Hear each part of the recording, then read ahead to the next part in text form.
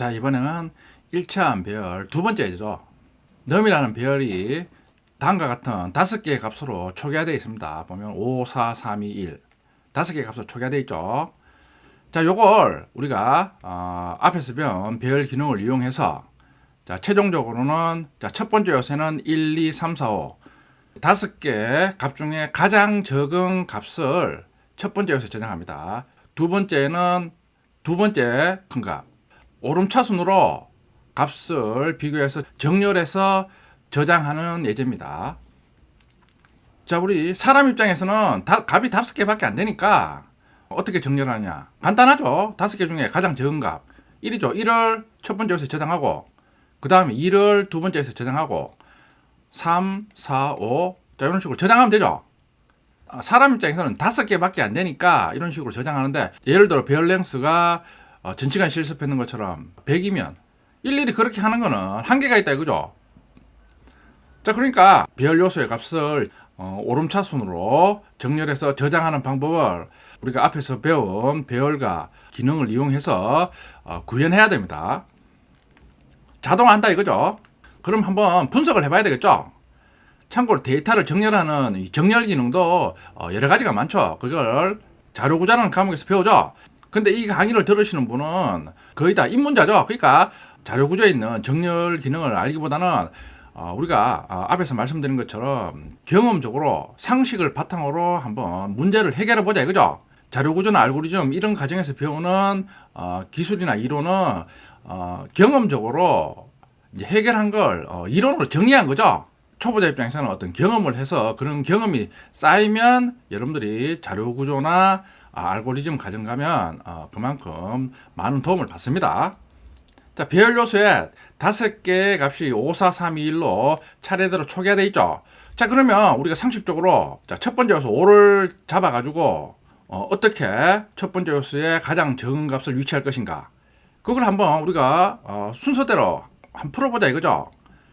제일 간단한 방법은 5하고 4하고 비교를 하는 거지. 비교해서 적으면 자, 이런 식으로 옮기는 거죠. 그 4가 첫 번째 요소에 위치한다 이거죠. 그러면 5하고 4는 비교했으니까 그 다음에 비교할 게 세 번째 요소하고 비교하는 거죠. 5하고 3하고 비교하면 당연히 3이 적으니까 3을 4하고 변경을 하는 거죠. 다른 요소하고도 똑같은 과정을 거치는 거죠. 3하고 2하고 비교하면 2가 작으니까 2를 변경한다 이거죠. 2하고 1하고는 당연히 1이 적으니까 또 변경하는 거죠. 이게 우리가 상식적으로 가장 쉽게 할 수 있는 생각이다 이거죠. 결국에는 이 과정으로 모든 요소와 비교했을 때 결국 첫 번째 요소는 5개의 값 중에 가장 적은 값이 위치한다 이거죠. 자, 요걸 코드를 한번 구현해보자 이거죠. 자, 구현해보면 자, 먼저 첫 번째 요소하고 두 번째 요소하고 비교하는 코드, 그러니까 의사 코드를 한번 일일이 손으로 한번 작성해 본다 이거죠. 그게 요거죠. if에서 num0, num배열 첫 번째 요소가 num1 두 번째 요소보다 크냐? 크죠. 크면 바꿔야 되겠죠. 그러니까 템프라는 변수를 하나 두는 거죠. 저번 시간에 했죠. 자, 그리고 num0의 값을 백업을 시키는 거죠. 백업 시키고 난 다음에 num1의 값을 num0 첫 번째 요소에 저장하는 거죠. 그리고 백업한 템프의 값을 num1에 저장하면 5하고 4하고 바뀌는 거죠. 요 코드가 첫 번째하고 두 번째 코드의 값을 비교해서 두 번째 코드 값이 적으면 코드다 이거죠. 그럼 이 코드를 첫 번째 요소하고 다른 요소하고 비교한 코드를 한번 작성해 보자 그죠. 손으로 작성하면 요 if문은 첫 번째 배열 요소하고 두 번째 배열 요소를 비교했는데, 다른 요소하고 비교한다는 거는 다른 요소의 인덱스를 1 대신에 2, 3, 4 변경해 준다 이거죠. 자, 이런 식으로 순차적으로 변경하는 방법, 포문을 이용하면 되는 거죠. 자, for에서 자, i가 0부터 i가 num.length보다 1씩 증가시키면서, 그러면 i는 배열의 인덱스를 모두 가리키는 거죠. 자, 그리고 if에서 자, num0가 요번에는 1이 아니라 i를 반복하면서 i를 인덱스를 사용하고 있죠. 그러면 0이니까 0은 자기하고 비교하니까 할 필요가 없는 거죠. 자, 일단은 100% 정확한 게 아니더라도 여러분들이 아는 범위 내에서 코드를 작성해 본다 이거죠. i가 1이 되면, 그러면 1이 되면 결국 1일 경우가 첫 번째 요소와 두 번째 요소를 비교하는 요 코드죠. 다 비교하면 결국 4가 첫 번째 요소에 위치하겠죠. i가 2가 되면 이번에는 첫 번째 요소하고 세 번째 요소하고 비교하는 거죠. 당연히 3이 4보다 작으니까 또 변경이 되는 거죠. 이런 식으로 i가 3이 되고 4가 되면 결국에는 포문을 이용한 이 코드로 첫 번째 요소에 5개의 값 중에 가장 적은 값을 위치시킬 수 있다 이거죠. 지금은 문제 분석 단계니까 너무 정확하게 코드를 작성할 필요는 없다 이거죠. 그러니까 여러분들이 어떤 과정으로 문제를 푸느냐 분석해 본 다음에 분석한 내용을 바탕으로 구현하려면 어떤 코드를 사용하느냐 이런 식으로 대강의 코드를 작성해 보는 거죠.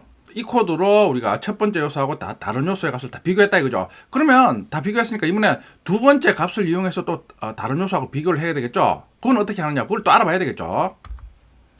첫 번째 요소는 이제 5개 중에 가장 적은 값이 위치했다 이거죠. 자, 두 번째 요소하고 또 다른 요소하고 이런 식으로 비교를 해야 되겠죠. 하는 방법은 똑같겠죠. 두 번째 요소하고 세 번째 요소의 값을 비교해서 적으면 4가 변경을 하는 거죠. 5하고 또 4하고 3하고 비교했을 때 3이 적으니까 또 변경하는 거죠. 3하고 2하고 비교했을 때 2가 적으니까 당연히 2를 두 번째 요소에 위치시키는 거죠. 첫 번째 요소하고 다른 요소하고 비교한 과정과 동일하다 이거죠. 자, 그걸 구현해야 된다. 그거 어떻게 구현하냐? 이중 포문을 사용해서 모든 요소 값을 비교한다 이거죠. 보면 외부 포문에 i가 일씩 증가시킨다 이거죠. 요 i가 결국에는 앞에서 본 첫 번째, 두 번째, 자 이런 식으로 정해놓고 다른 요소하고 비교하는 인덱스죠. 그러니까 i가 0일 때는 첫 번째 요소에 대해서 다른 요소와 비교한다 이거죠. 반면에 내부에 있는 포문은 요거는 이제 첫 번째 요소 i가 0으로 정해졌을 때 다른 뒤에 있는 요소의 인덱스를 의미하는 거죠. 지금 보면 j가 i 더하기 1이죠. 그러니까 i가 0일 때 j는 1부터 시작하죠. 그러니까 자기 자신하고는 비교할 필요가 없는 거죠. i가 일단은 0으로 고정됐으면 첫 번째 요소를 의미하는 거죠. 보면 내부 폼은 돌면서 if에서 num 제로겠죠. i가 0이니까 제로가 num j보다 크냐. j는 지금 최초 실행했을 때는 j는 1이겠죠. 그러니까 두 번째 요소를 의미하는 거죠. 두 번째 요소하고 크면 값을 교환한 거죠. i가 5고 j가 4면 참이죠. 참이니까 결국 바꿔야 되겠죠. 4하고 5로 이런 식으로 바꾼다 이거죠. 결국 i가 0일 때 내부 포문을 돌면 첫 번째 요소에 대해서 모든 다른 요소하고 비교해서 값이 제일 적은 값이 첫 번째 요소에 위치하는 거겠죠. 동일하겠죠. 그리고 내부 포문 종료하면 이번에는 i가 2가 되겠죠. 그럼 이번에는 j는 3부터 시작되죠. 그러니까 두 번째 요소에 대해서 다른 요소하고 다 일일이 다 비교하는 거죠. 그리고 제일 작은 요소가 두 번째 요소에 위치하는 거죠. i가 3이 되면 세 번째 요소에 대해서 동일한 과정을 수행하는 거죠. 자, 이런 식으로 수행하면 결국에는 num 배열에는 첫 번째 요소부터 오름차순으로 정렬돼서 저장이 되겠죠. 자, 이 방법이 가장 쉽게 배열 요소를 정렬하는 방법이다 이거죠. 구현 방법이 있죠. 첫 번째 요소 값과 다른 요소 값을 비교해서 값이 더 크면 다른 요소 값과 비교합니다. 두 번째 요소 값과 인덱스가 더 큰 요소 값과 비교해서 값이 더 크면 다른 요소 값과 비교합니다. 그렇죠. 두 번째 요소에 대해서 또 일일이 다 비교한다 이거죠. 이 과정을 모든 요소에 대해서 다 수행하는 거죠. 그게 이중 포문을 이용해서 수행한다 그 의미죠. 자, 우리가 어떻게 배열 요소의 값을 비교해서 정렬하는지 그 방법에 대해서 알아봤습니다. 참고로 이런 식으로 정렬하는 방법을 버블 정렬이죠. 버블 정렬. 정렬을 하는 방법 중에 가장 쉽고 간단한 방법이죠. 정렬하는 방법도 여러 가지가 있죠. 이게 이제 정렬하는 방법 중에 가장 상식적이고 쉬운 방법이죠. 자, 구현한 코드죠. num 배열을 5, 4, 3, 2, 1로 초기화합니다. 각 교환시 선언할 템포 변수 0으로 초기화합니다. 앞에서 우리가 알아본 버블 정렬 기능을 이제 이중 포문으로 구현한 거죠. 보면 외부 포문에 i가 0부터 시작하죠. 내부 포문은 j가 i 더하기 1부터 시작하는 거죠. 이 포문이죠. num i가 num j보다 크냐? 크면 변경한다 이거죠. 자, 그러면 수행하면 기존의 값에 대해서 교환 후 배열 요소 값은 1, 2, 3, 4, 5 오름차순으로 정렬합니다. 자, 그럼 이걸 한번 실습해 보겠습니다.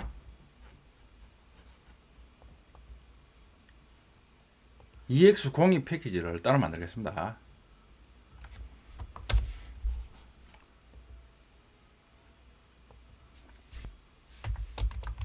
자, 배열 요소를 오름차순으로 정렬하는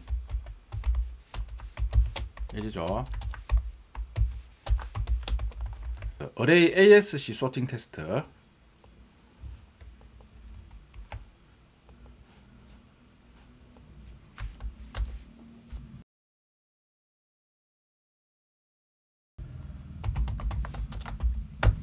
자, 넘배열 인트 타입에서는 5431로 초기하죠.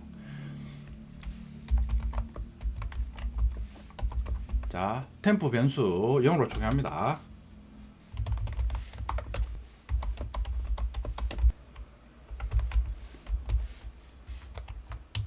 자, 정렬 전 배열값 출력하죠. 실행해보면, 자, 실행해보면 5431 출력되죠. 자, 버블 정렬을 이용해서 배열값을 정렬하죠. 이중 포멀을 이용하죠. 저희가 0부터 0이 아니죠. 저희는 i 더하기 1부터 시작하죠.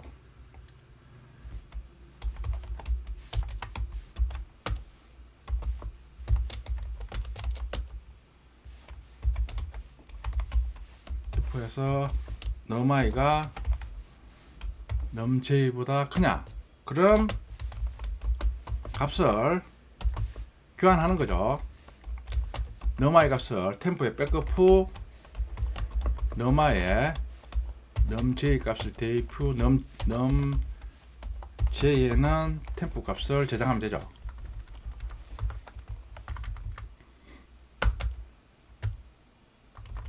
자, 그리고 이제 정렬 후 배열값을 출력해야 되죠. 자, 일단 실행해보면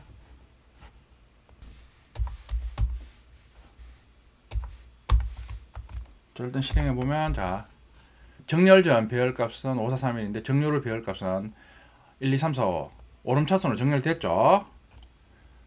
똑같이 16행에 브레이크 포인트 찍어서 따라가면 되겠죠. 우리가 의도한 대로 실행이 되는가 보면 반복하면서 i가 0이죠. j는 실행하면 j는 1이 되겠죠. 그러면 if에서 지금 첫 번째 요소가 넘j니까 넘의 두 번째 요소보다 크냐? 지금 템포 보면 크죠. 그러니까 5하고 4니까 크죠. 그러니까 참이니까 값을 교환하겠죠. 템포에 5를 백업하죠. 그리고 지금 넣으면은 지금 4가 저장됐죠. 지금 20행은 실행됐으니까 넘 제로에는 4가 저장되죠. 넘 제에는 마우스 누르면 4하고 5하고 변경이 됐죠. 이번에는 i가 여전히 0이니까 4하고 3하고 비교하는 거죠.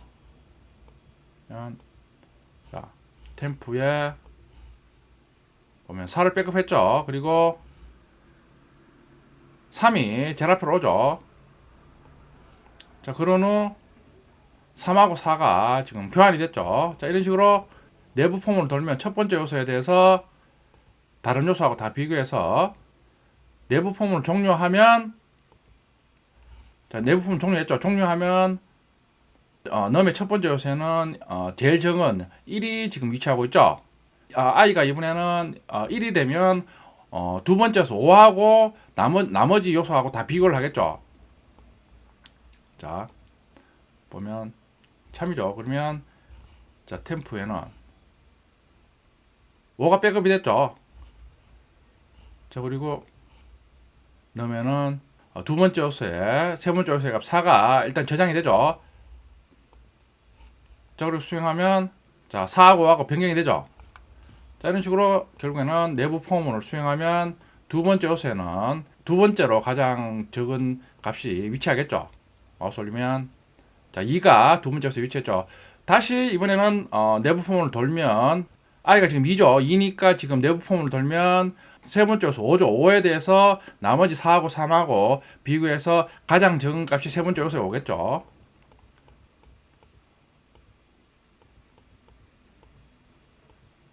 자, 마우스 올리면 그렇죠. 3이 세 번째 요소에 있다 이거죠.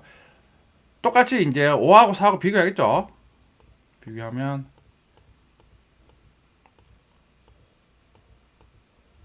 자, 다 폼을 종료하면 넘 배열에는 1, 2, 3, 4 오름차순으로 요소 값이 정렬되어 있죠. 출력하면 1, 2, 3, 4 출력이 되죠.